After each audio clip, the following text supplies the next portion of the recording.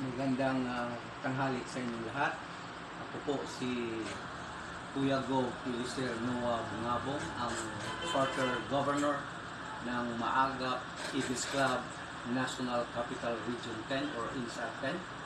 At the same time, ako din ang President ng Kabalikat ID, an umbrella organization of all PNP accredited NGOs na nakabase sa Camp Crame.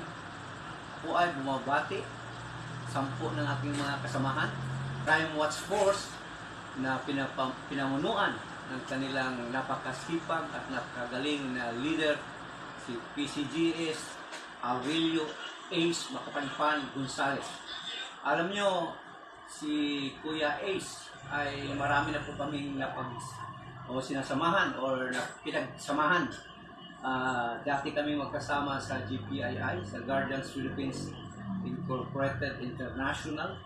Magkasama din kami sa ACPIAN, Alliance of Concerned PNP Accredited NGOs. Kasama din kami sa GPFI, Guardians Transnational Force Incorporated.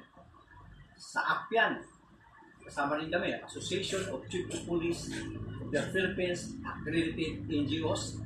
At itong huli, magkasama kami sa Agila.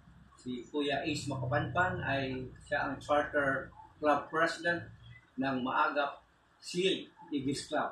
Kaya maswerte kayo, napakagaling, napakahusay, at napakabait ang ating pinuno ng Crime Watch Force.